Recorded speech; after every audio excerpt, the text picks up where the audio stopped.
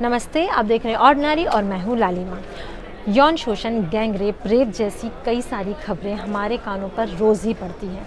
महिला सुरक्षा को लेकर लोग बहुत बातें करते हैं, लेकिन ऐसी जब खबरें हमारे कानों पर पड़ती हैं तो लगता है कि इन पर सिर्फ बात हो रही है, असल में कुछ हो नहीं रहा है।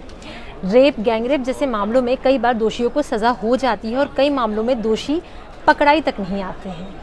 एक ऐसा मामला सामने आया है रेप का, जिसमें जो आरोपी है उसको सज़ा हुई, लेकिन वो सज़ा अदालत ने नहीं दी बल्कि उस महिला ने ही दी जिसका कि रेप हुआ था। ये जिस खबर के बारे में हम आगे बात करने जा रहे हैं और जिसके बारे में हमने आपको अभी बताया, वो है पश्चिम बंगाल के मालदा ज़िले की।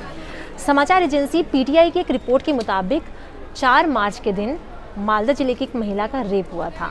उस महिला का नाम हम यहाँ पर रूपमती लेंगे, हमने नाम बदल दिया है, काल्पनिक नाम है। रूपमती 4 मार्च की शाम अपने घर पर थी। उस वक्त पिंटू नाम का एक शख्स उनके घर पर आया। उसने रूपमती का रेप किया, उसे ज़िंदा जलाने की कोशिश की, उसके ऊपर केरोसिन डाला और आग लगा दी। रूपमती जो कि आग से जल रही थी, वो बचना चाह रही थी और वो चाह रही थी कि जो पिंटू है वो भी नहीं भागे। इस वजह से उसने पिंटू का हाथ पकड़ के अपनी तरफ खींचा और उसे कसकर पकड़ लिया।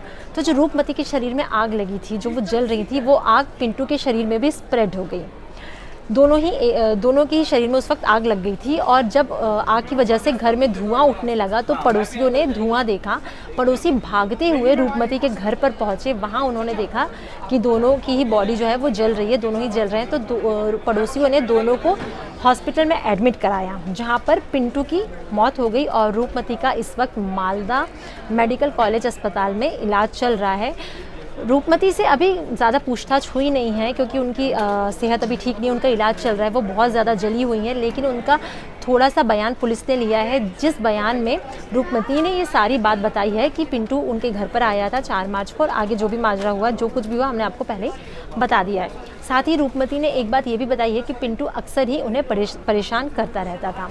पुलिस इस मामले में ये आगे जानने की कोशिश कर रही है कि पिंटू, जो कि रूपमती के घर से 35 किलोमीटर दूर रहता था, वो आखिर वहाँ पर आया क्यों। वहीं पड़ोसियों से भी पूछताछ हुई है तो ये बात पता चली है कि रूपमती और पिंटू पहले से ही एक दूसरे को जानते थे। हालांकि इस पूरे मामले में आगे पूछताछ होगी, पुलिस ने कहा है कि वो इस मामले पे पूछताछ करेगी।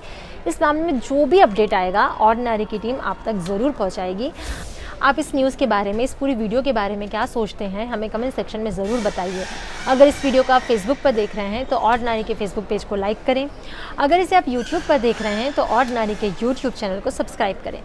साथ ही बेल आइकन भी क्लिक कर दें ताकि हर नई वीडियो का नोटिफिकेशन आप तक सबसे पहले पहुँचे। Thank you.